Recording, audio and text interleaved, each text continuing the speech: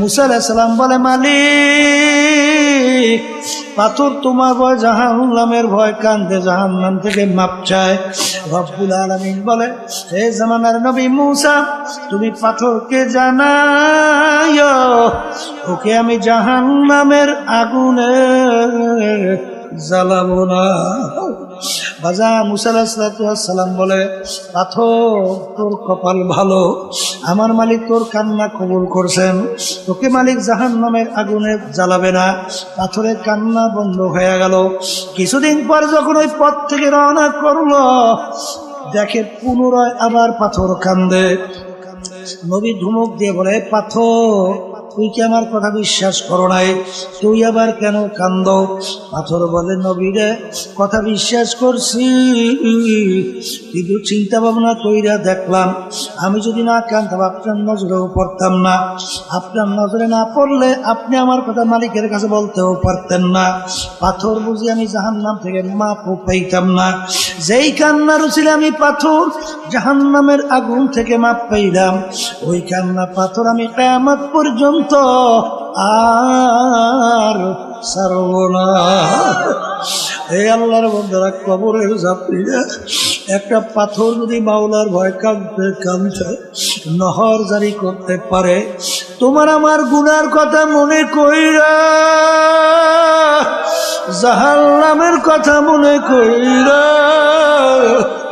কিয়ামতের কঠিন মুহূর্তের কথা মনে কইরা তোমার আমার চোখে কেন পানি আসে? হে মালিক, আপনি আমাকে আমাদের সবাইকে তৌফিক দান করেন। দোয়া করা লাগবে। তাআত তৌফিক তাআত হামজাতু ইয়া মানাত ওয়া ইজাবাত হামজাতু। সন্তান কোনদিন মাকে টাইনা দুধ খাওয়ার শক্তি নাই, কিন্তু সন্তান যখন ওয়া ওয়া কইরা কান্না শুরু করে, মায়ের কাছ হাতের থেকে পড়িয়া যায়, সন্তান দৌড়িয়া গেলে সন্তান মা সন্তানকে ধরে, সন্তানের তামাম পায়খানা প্রস্রাবে গাও ভরা, সন্তানকে রাগ করে আগুনেও ফালায় না, পানুতেও ফালায় না, ধোয়াইয়া পোষাইয়া কোলের ভিতরে নিয়ে আদর করে চুমা দেয়। জোরে বলেন, আমার মালিক আল্লাহু আকবার। মা সন্তানকে যত মায়া করে, যত মহব্বত করে, এর চেয়ে শত হাজার লক্ষ গুণ বেশি মায়া করে আমার মাওলা বান্দা বান্দিকে। এই আল্লাহর বান্দা বান্দিরা, কোনদিন তোমার আমার শক্তি আছে নিজের শক্তি বলে আল্লাহ পর্যন্ত পৌঁছা?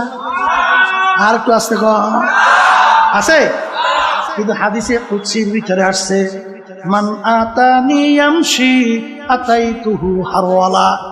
বান্দা বান্দা যখন আমাকে পাওয়ার জন্য হাইটা হাইটা রওনা করে, আমার কুদরত আল্লাহু আকবার, আমি দৌড় দিয়া যাইয়া ওকে আমি আমার কুদরতি কোলের ভিতরে টাইনা জায়গা দিয়া দে।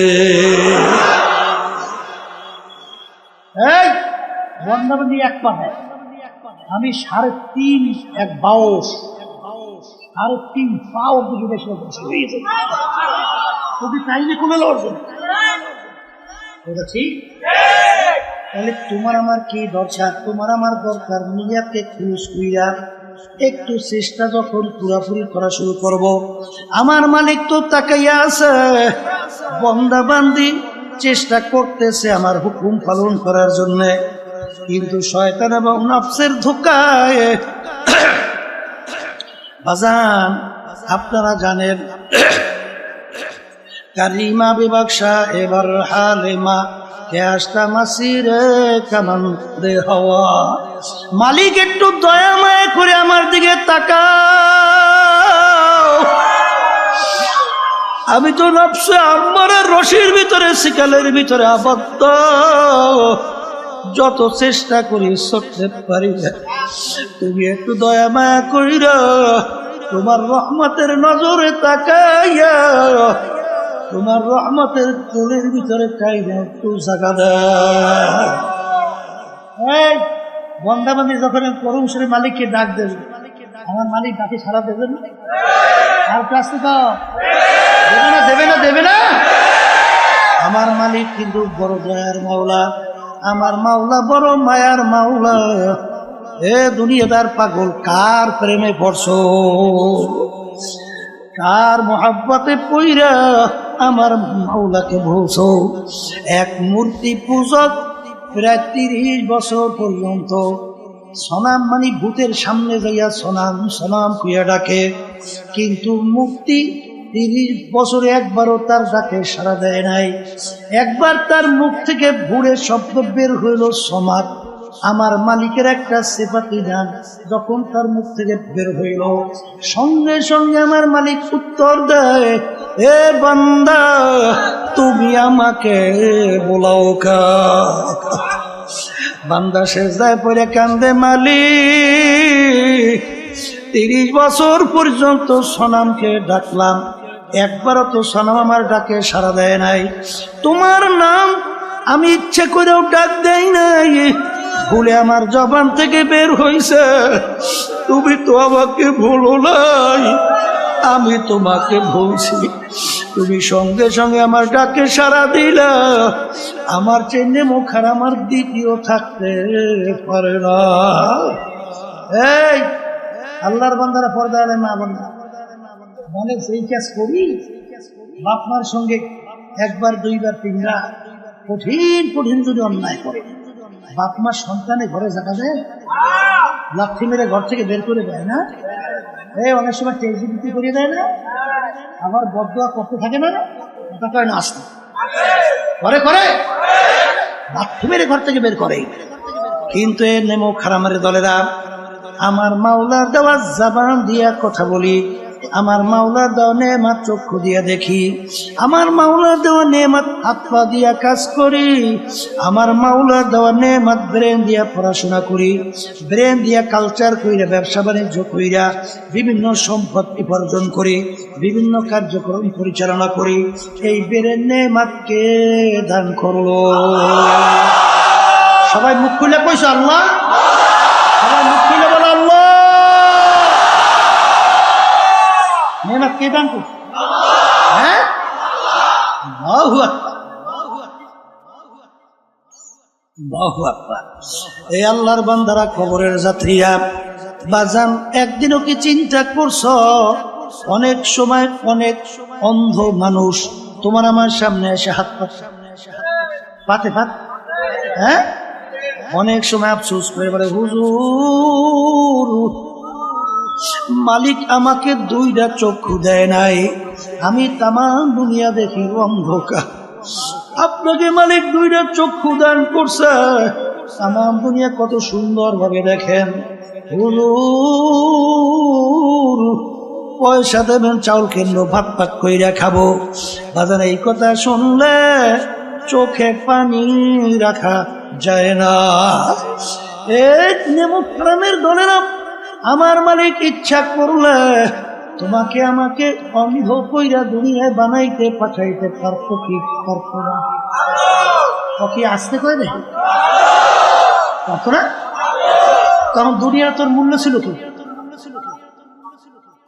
নেতা সেন্সে না, নেতা দল সেন্সেন, সম্পদ সেন্সেন, সম্মান সেন্সেন, আল্লাহরে ছিল নাই।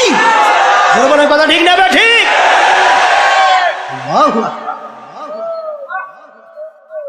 এক কবরের যাত্রীরা সই না রাখো, আজকে দল চেঞ্জ, দলের নেতা নেত্রী চেঞ্জ। আমি কোরআনুল কারীমের ভিতরে মালিক কি বলছেন শুনে রেখা যায়, মানবেন কিনা জানি না। আমার মালিক বলতেছেন কোরআনুল কারীমের মধ্যে, ইয়াউমা নাদউ কুল্লা উনাসিন বিইমামিহিম, কিয়ামতের ময়দানে আমার মালিক প্রত্যেকটা মানুষকে তার দলের নেতা নেত্রীর সঙ্গে ডাকবে। এখানে কি প্রত্যেকটা মানুষ না 2-1 জন? কত মুখ খুলে কর, হ্যাঁ, এখানে প্রত্যেকটা মানুষকে রব্বুল আলামিন তার দলের নেতা নেত্রীর সঙ্গে ডাকবে। আমি বলছি না আল্লাহ। আর যদি ভুল হয় বলেন, হুজুর আপনি আয়াত করছেন, অর্থ করছেন ভুল, নাউজুবিল্লাহ, ভুল না? তা যদি ভুল না হয় তা আল্লাহর কথা। আচ্ছা, তাহলে প্রত্যেকটা লোককে তার দলের নেতা নেত্রীর সাথে ডাকবে। ডাইকে রব্বুল আলামিন বলবেন, তোর দলের নেতা নেত্রী যেদিকে যায় ওদের পিছনে পিছনে সেদিকে যা। এক কথা আমার মালিক বলেন, তোর নেতা নেত্রীর যেখানে জায়গা তোরও সেখানে জায়গা। আমি বলছি না আল্লাহ। বর্তমানে বড় বিপদে আছে, বুঝলেন না? বাংলাদেশের বয়স প্রায় 51 বছর হয়ে গেছে স্বাধীনতার। কত বছর? আচ্ছা, যাদের মাধ্যমে 51 বছর দেশ চলছিল বর্তমানে চলছে, এদের পরিচয়ও নাই। ইসলাম নামক গাছটা খুব মজবুত হয়েছে। হ্যাঁ, হয় নাই? দিনের দিন ঠিক। এক শ্রেণী বর্তমানে বের হয়েছে, আমাদের আলেম যারা অনেকে আমাদের ভিতরে আছে, নাম দেয় মুফতি মুহাদ্দিস, অনেক বড় অনেক বড় মুফতি।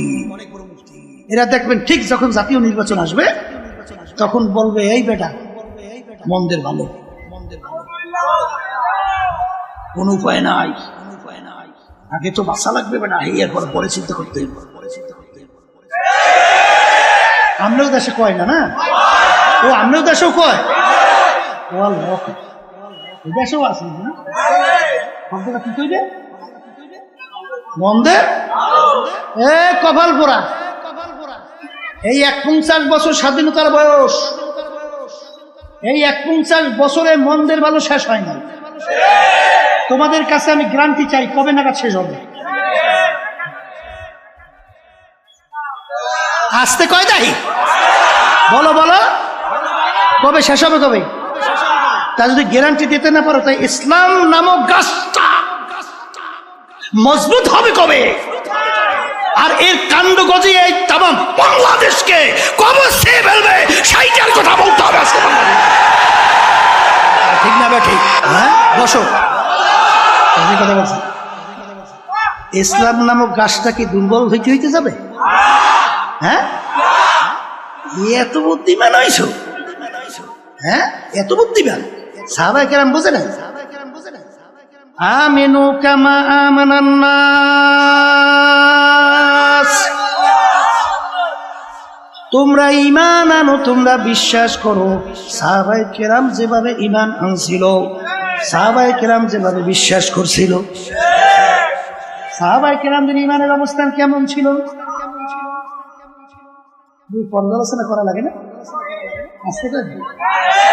আল্লাহ কইছে ওই ইমানের ঈমান আনো, ওইভাবে ঈমান আনো। আমি বলছি আচ্ছা, আল্লাহ রাসূল সাল্লাল্লাহু আলাইহি ওয়াসাল্লাম তার কাছে প্রস্তাব লইয়ে গেছে তিনটা শর্ত। তুমি এক আল্লাহর উপরে ঈমান আনার দাওয়াত দাও, সমস্যা নেই, কথা না। কিন্তু আমাদের বিরুদ্ধে, আমাদের ধর্মের বিরুদ্ধে, আমাদের বাপ-দাদা রেখে যাওয়ার যে নিয়ম, এর বিরুদ্ধে তুমি কিছু বলবা না। যদি এইটা করতে পারো, তোমার কাজ তুমি করো। এক আল্লাহর উপরে ঈমান আনার দাওয়াত আসতে কয় দেয় দেও, সমস্যা। কিন্তু আমাদের কার্যক্রমের বিরুদ্ধে কোনো উল্টা পুল্টা কইতে পারবো না। যদি এই কাজটা করতে পারো তাহলে তোমার জন্য 3 পুরস্কার। 1 নম্বর পুরস্কার, তোমাকে আরবের নেতা বানাইয়ে দেবে, মানে প্রেসিডেন্ট আমাদের দেশে যেটা বোঝেন।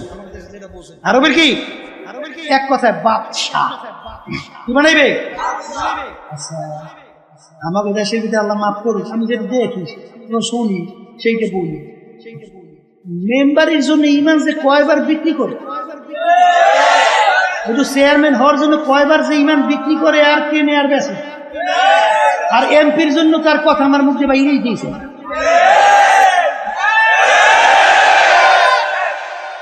এই আল্লাহর বান্দারা, বর্তমানে শুনছি জাতীয় নির্বাচনের সময় বলে 1000 টাকা দিলেই বলে আবার ইমান বিক্রি করে বিভিন্ন কাজ বিক্রি করে, ঠিক না? এ কপাল পোড়া। তোর দাম একটা ইলিশ মাছের দামও হয় না? হ্যাঁ, তোর একটা ছাগলের দামও তোর দাম নাই? তোর ইমানের একটা ছাগলের দামও তোর ইমানের নাই?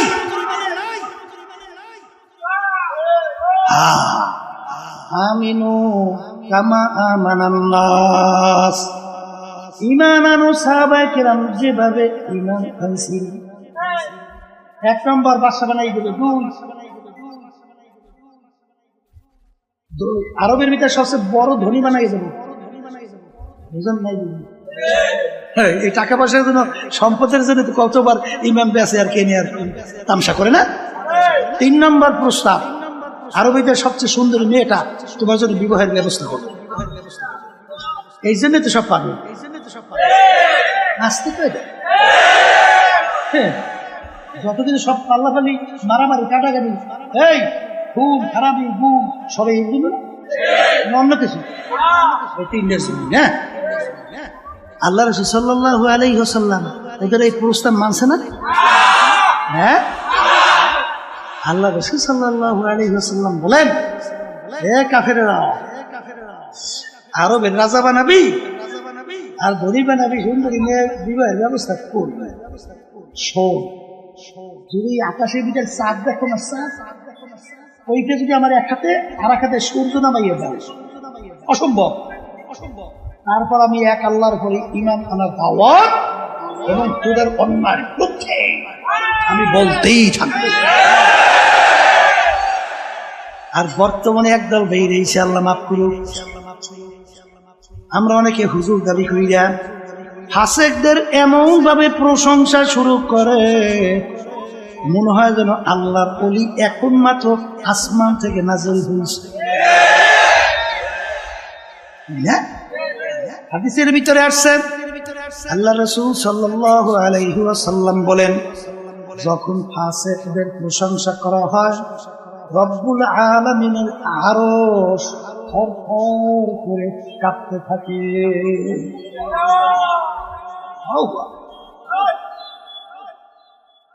বলছিলাম যে বারবার যদি মন্দের ভালো শব্দ হয়, ইসলাম নামক গাছটা মজবুত হবে কিনা গ্যারান্টি চাইছিলাম, দিতে পারবি না, পারছেন?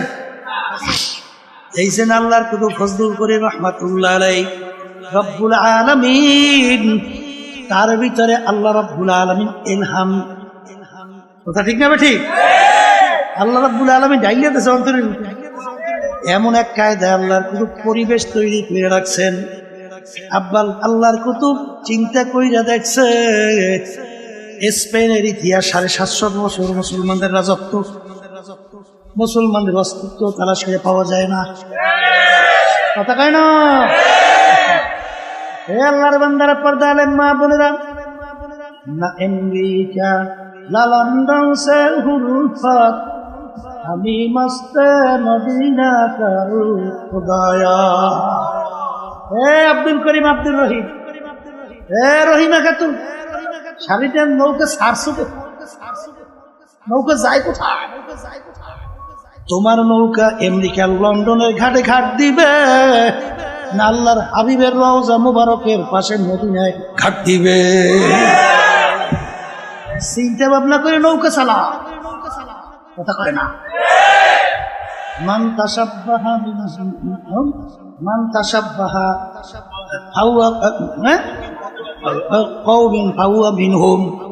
এই দুনিয়ার ভিতরে যেভাবে তুমি যার সঙ্গে সম্পর্ক রাখবা, যেই দলভুক্ত হইয়া চলবা, যেই দলের নেতা নেত্রীকে নেতা নেত্রী মানবা, আল্লাহর রাসূল বলেন কিয়ামতের ময়দানে তুমি ওই দলভুক্ত হইয়া উঠবা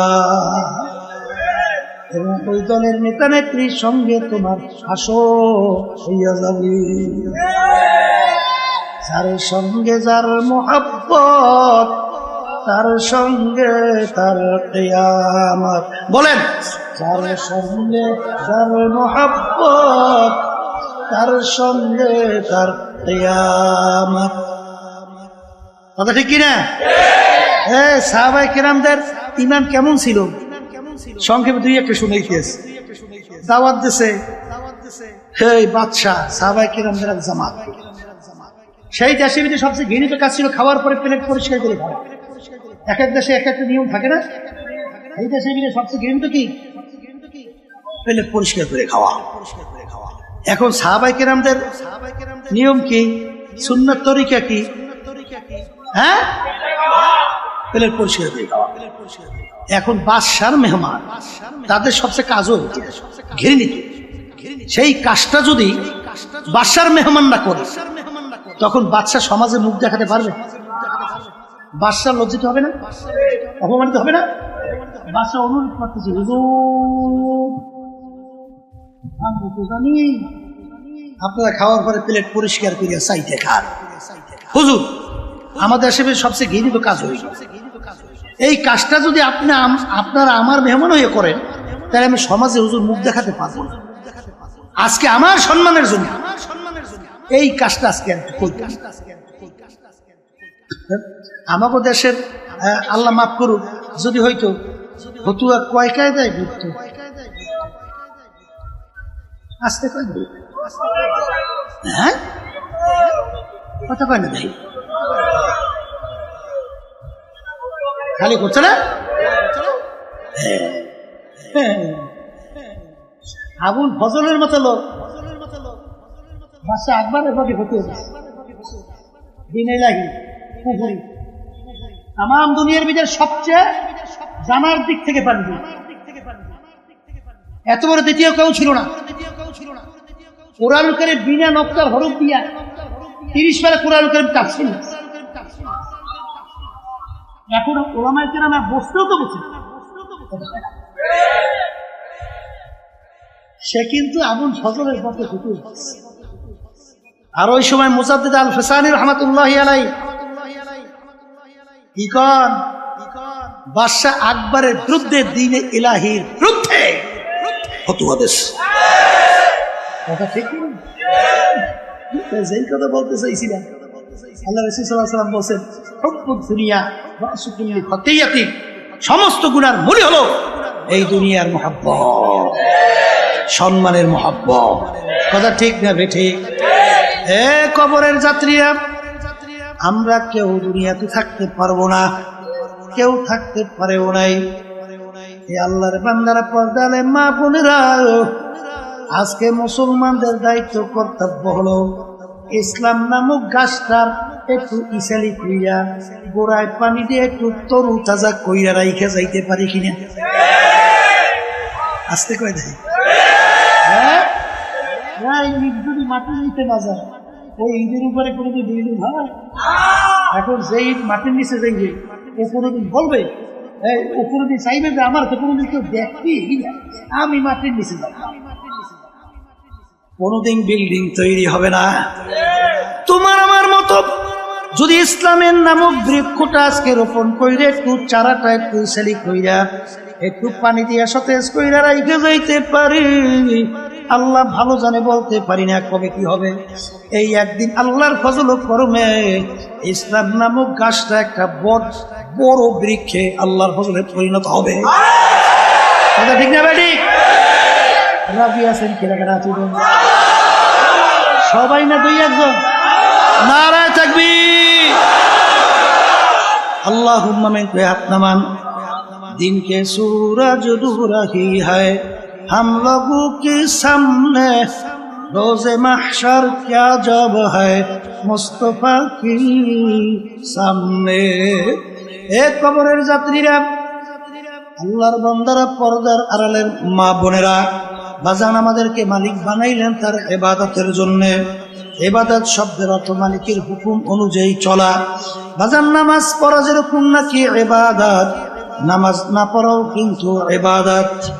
রোজা রাখা যেরকম নাকি ইবাদত, রোজা না রাখাও কিন্তু ইবাদত। মালিক আমাদেরকে বানাইলেন তার ইবাদতের জন্য। অনেকে প্রশ্ন করতে পারেন, হুজুর তাহলে অন্যান্য মাখলুকাত গুলো আমার মাওলা কেন বানাইলেন? আমার মালিক কোরআনুল কারীমের ভিতরে বলেন, ওয়া খুলিকা লাকুম মা ফিল আরদি জামিআ, অন্যান্য মাখলুকাত গুলো আমি বানাইলাম তোমাদের জন্য। এ আল্লাহর বান্দারা, কবরের যাত্রীরা, আমরা যে সূর্য দেখতেছি সূর্য আমাদের মানুষের দরকার আছে না নাই? একটা মানুষ দুনিয়ায় না থাকলে সূর্যের কিন্তু কিছু আসে যায় না। বাজান গাভী গরু আমাদের দরকার আছে না নাই? একটা মানুষ দুনিয়া না থাকলে গাভী গরুর কিন্তু কিছু আসে যায় না। বাজান হালি গরু আমাদের দরকার আছে, গাছ আমাদের দরকার আছে না? একটা মানুষ দুনিয়া না থাকলে গাছের কিন্তু কিছু আসে যায় না। এ কবরের যাত্রীরা, এ আল্লাহর বান্দারা, এ পর্দা আলেম মা বোনেরা, ভালো কইরা বোঝো, অন্যান্য মাখলুকাত মালিক বানাইলেন আমাদের জন্য, আমাদেরকে বানাইলেন মালিক তার ইবাদতের জন্য। ইবাদত শব্দের অর্থ বলছিলাম মালিকের হুকুম অনুযায়ী চলা।